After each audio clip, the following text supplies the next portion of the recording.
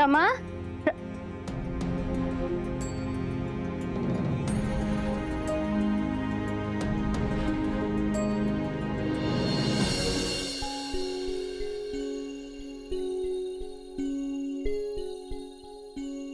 रमा हो, काय झालं मम्मी? अगं काय काम ओळखलं नाही तुझं अजून इथलं? मला वाटलं झालं असेल. वाड्यात जायचं नाही का? उशीर होतोय ना. हो झालंच. आणि काय झालंय? चेहरा असा का दिसतोय तुझा? डोळ्याला काय झालंय तुझ्या? अगं नाही, ते काल रात्री अभ्यास करत होते ना, म्हणून मग तुला असं वाटत असेल. आणि अभ्यास केला आणि झोपच लागली नाही बघ पुन्हा, म्हणून थोडे डोळे चुरचुरते. रमा अगं वाड्यावर पण काम करत असतेस, रात्री अभ्यास करतेस, असं करून कसं चालेल बाई? अशाने तब्येत खराब होईल ना तुझी. एक वेळेला एवढा अभ्यास करत जाऊ नको, थोडा थोडा कर. हं? बरं रमा, मी काय म्हणते, त्या तासगावच्या मंडळींना काय सांगायचं? नाही ग, सारखं विचारत असतात, बघण्याचा कार्यक्रम उरकून घेऊ, बघण्याचा कार्यक्रम उरकून घेऊ. काहीतरी सांगायला तर लागणार ना ग. बोलवायचं का त्यांना? अगं नाही, नको. आता कसं पिंट्या दादा बी बाहेर गेलाय ना, तो येऊ देत, मग बघू आपण. बरं एक काम कर, तू वाड्यावर जा, इथलं सगळं बघते मी. छोटे मालक पण आले असेल ना, त्यांना काही काम लागलं तर जा, मी इथलं बघ. काय हिला काय झालं आता? हिला घरामध्ये ठेवले ना की तापच डोक्याला. चल. अगं काय झालं? काय काय झालंय? काय होतंय? एवढ्या उशिरा येतात का काय? आई ग, काय होतंय? अगं पोटात लय कळा मारतायत. हळू हळू. आता मी मरल, मला असंच वाटायला लागले. मी असं अगोदर बोलू नाही ग. शांत शांत. आता जी वाटतंय, जे होतंय तेच बोलते ना. मला सांग, तू काय आसर वसर खाल्लं होतं का? आता जे सगळे खातात तेच खाल्लं होतं मी बी. तुम्ही खोटं बोलू नको बरं का माझ्याशी. वाड्यात कामाला लागल्यापासून बघते आसर वसर फार खातेस तू. अगं चांगलं चांगलं म्हणतो म्हणून दोन हात चालत असते इथं. अगं आता मला एवढं दुखतंय तर तुला काय डायलॉग द्यायला सुचतायत का काय? मी पटकन तुझ्यासाठी लिंबू सरबत करते. थांब. मामी ऐक ना, घरगुती उपाय करण्यापेक्षा ना डॉक्टरांकडे घेऊन जाऊ. चल हिला. हा रमा, बरोबर बोलली तू. अगं मला हिच्या गावठी उपायांवर अजिबात भरोसा नाहीये. आपण डॉक्टर कडे जाऊ. हळू हळू हळू हळू. मी उगाच खिचडी खाल्ली ग बाई. आता बघत काय बसलीये, घेऊन चल ना डॉक्टर कडे. चल की मग. आणि दरवेळेस बोलत असती ना तुझ्या विरोबाला माझी तब्येत बरी करायला. नाही तेव्हा विरोबा करत असती ना तू. ओरडू नको. अगं पण मी अशा अवस्थेत आता कशी चालत जाणार एवढी? मग काही तर आणायचं तुझ्यासाठी. त्यापेक्षा एक काम करा, छोट्या बालकांना सांगा गाडी पाठवायला. तुझ्या क्लासच्या लोकांनी आंदण दिले, त्यांना गाडी वापरायला. चल तिथनं नाही, बाहेर जाऊन रिक्षा पकडू. चल चल पैकी खायला. रमा, तू कुलूप लावून ये. किती वेळ लागेल सांगते आता. जास्त वेळ लागणार आहे का? मग थांबा, आपण नाश्ता करूनच जाऊ. अक्कल आहे का तुला? आत्ता ओरडती, पोटात दुखते, पोटात खाण्याचं कुठे आले? चल चल गपचूप. हळू सांभाळ जरा स्वतःला, पडशील मला पण. चल. धर हात. काय ग, तू आज एकटीच आहे? रमा कुठे? आली नाही अजून? नाही ताई साहेब, ती अजून आली नाहीये. एव्हाना यायला हवी होती. रमा आली नाही, सिमरनचाही काहीच पत्ता नाहीये. अच्छा, आज बघण्याचा कार्यक्रम आहे की काय? तरीच काल मला सिमरन सांगत होती की कुठलं तरी तासगावचं स्थळ आहे आणि ती लोक खूप मागे लागली आहेत, घाई करतायत वगैरे.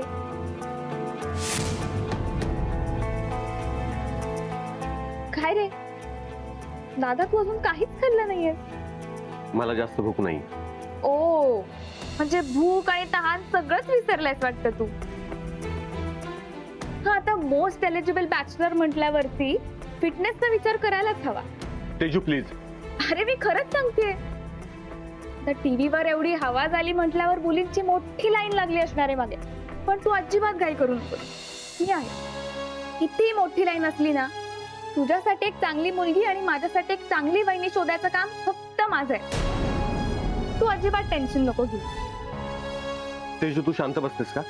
नाही नाही, आता आपण अजिबात थांबायचं नाहीये. आता आपण डायरेक्ट. तेजू, माझं डोकं फिरू नकोस हा. अरे चिल रे, मी गंमत करतेय. काय गंमत काय गंमत? किती वेळा गंमत करायची? एकदा सांगितलेलं तुला कळत नाही? तुला केव्हापासून बोलतोय शांत बस म्हणून? लहान आहेस तू. लहान मुलगी असती ना, तिला सुद्धा कळलं असतं. नुसती बडबड बडबड बडबड. नाहीये माझा मूड तुझी ती बडबड ऐकून घ्यायचा. एवढी साधी गोष्ट कळत नाहीये तुला? तू ते ट्रेकिंगला असते ना, तेच बरं असतं. घरात शांतता तरी असते. प्रताप, अरे का चिडतोस तिच्यावर इतका? अरे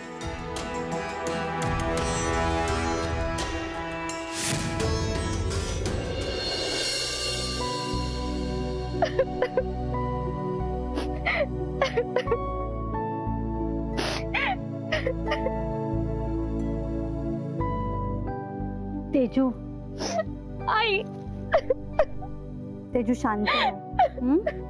शांत हो बाळा. आई, मी त्याला फक्त सांगत होते काहीतरी. तेजू, आता काहीच बोलू नकोस. जे ऐकायचं होतं ते ऐकलंय मी. तूच सांग ना, माझी काय चूक होती यात? होतीस ना तिथे. तेजू, तुला त्याचा स्वभाव माहिती आहे ना.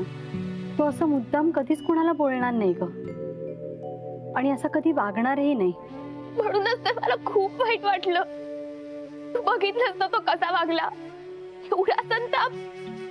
काय काय बोलला ग तो मला. आई, तेजू, अगं काहीतरी टेन्शन असेल त्याला. डोक्यात काहीतरी विचार असतील. मी बोलते त्याच्याशी. तू नको काळजी करू. तेजू, ए बाळा बस. मी रमाला सांगते तुझ्यासाठी मस्त कॉफी पाठवायला, आणि तुझा नाश्ता पण इथेच पाठवते. तुला बरं वाटेल. अगं पण रमा आली नाही आज. आली नाहीये? काही हरकत नाही, आपण तिला फोन करूया. फोन करतेस?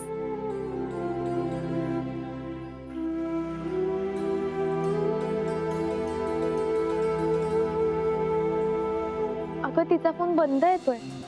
बंद येतोय? पण तिचा फोन तर कधीच बंद नसतो. काय झालं असेल?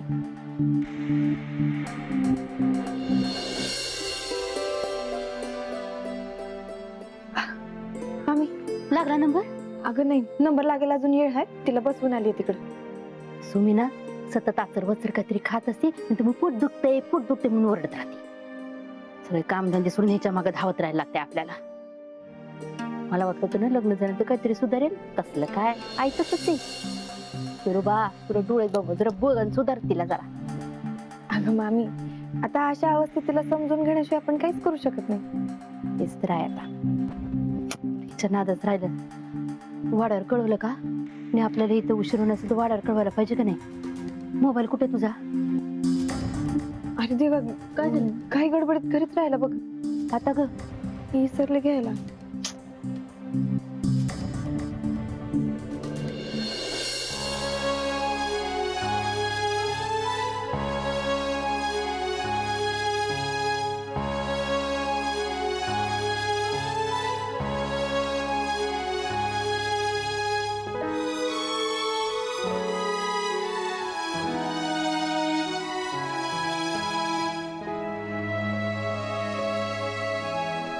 रमा, तुम्ही असं का करताय? का माझं जगणं असं अशक्य करून टाकलं तुम्ही? सतत तुमचाच विचार मनात असतो. तुमच्याशिवाय कसा जगू मी?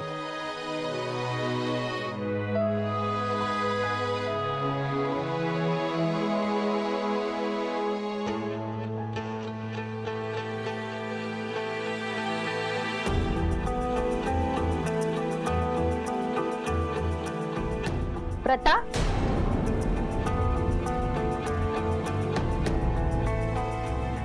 प्रताप, अरे रमाशी काही बोलणं झालं का तुझं?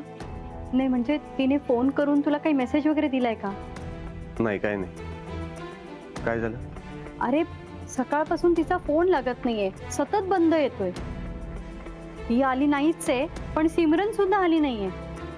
मला खूप काळजी वाटते. अरे तू एक काम करतोस का, तू रमाच्या घरी जाऊन बघतोस का नक्की काय झालंय, म्हणजे आपल्याला कळेल काही प्रॉब्लेम असेल तर.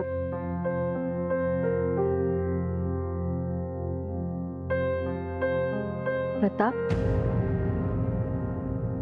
अरे तुझ्याशी बोलतेय मी, ऐकतोयस ना? तुझा चेहरा असा का दिसतोय? आई तसं काही नाही. प्रताप, अरे काय झालंय? तेजूचे एरवी एवढे लाड करणारा तू आज किती ओरडलास तिला, ती किती हर्ट झाली माहितीये? प्रताप, अरे काही प्रॉब्लेम असेल तर सांग. काहीच झालेलं नाहीये. ठीक आहे, नको सांगूस, पण एक गोष्ट लक्षात ठेव, बोललं की मन मोकळं होतं. अगं आई खरंच तसं. प्रताप, तुझा स्वभाव काय आहे हे मला खूप चांगलं माहितीये. तुझ्या मनात कितीही काही असलं ना तरी तू पटकन कधीच सांगणार नाहीस.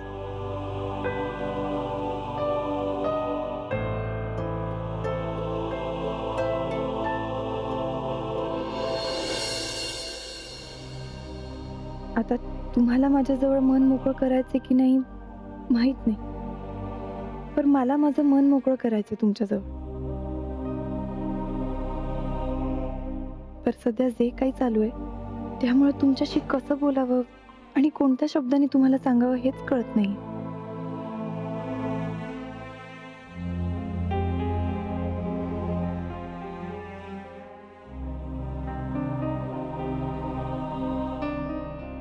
रमा, तपासलं का तिला? होय तपासलं. मग काय म्हणाले डॉक्टर? काय नाही, अशक्तपणा आहे म्हणाले. ते सलाईन लावले असेल हाताला. अरे देवा, फार काय नाही झालं? अगं एवढं काळजी करण्यासारखं नाहीये. तिथल्या एका दवाखान्याचं नाव लिहून दिलंय. ते करतात ना काय ते असं पोर चांगलं आहे कर बघायला, सोनोग्राफी असं काय ते करायला सांगितलं. बरं ठीक आहे, मग एक काम करूया, तिची सलाईन झाली ना की मग घेऊन जाऊ तिला. अगं डॉक्टर पण तेच म्हणत होते. सलाईन लावताना केवढं उच्छाद घातलं माहितीये, सलाईनच लावते ना. तो डॉक्टर बिचारा गरीब होता, त्यांनी समजावलं, अंजारलं, गोंजलं, तेव्हा कुठे तिला सलाईन लावता आलं. अख्खं हॉस्पिटल डोक्यावर घेतलं होतं. मला म्हणले मला घेऊन चल आता.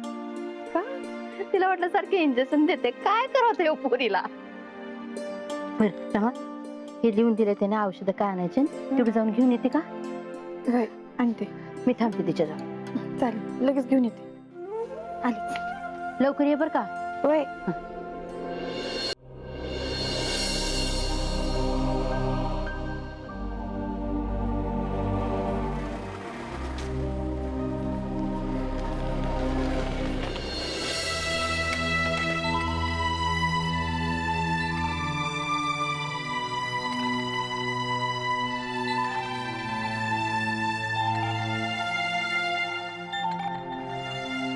छोटे मालक, तुम्ही?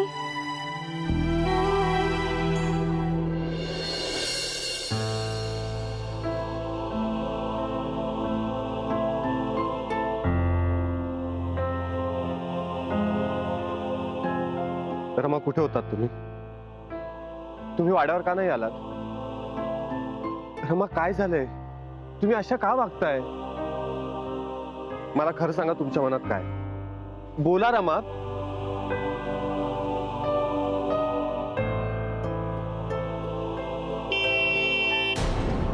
हो ताई, रस्त्यात काय थांबलाय? चला बाजूला.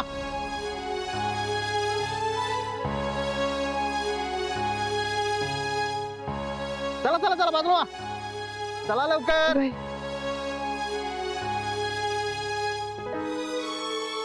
माझं मन बी येडच आहे. किती बी समजावलं, किती बी ठरवलं, तरी बी छोट्या मालकांचाच विचार करते.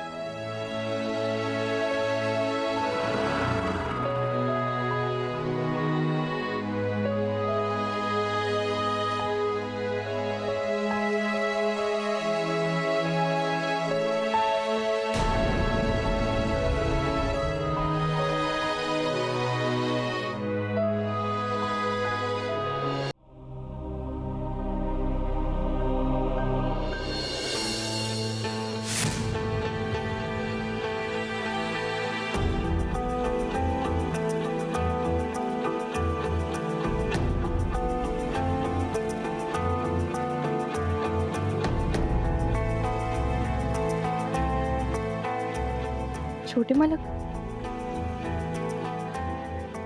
नाही रमा, सागर स्वतःला. तुला समधीकडे छोटे मालकच दिसते. नाही,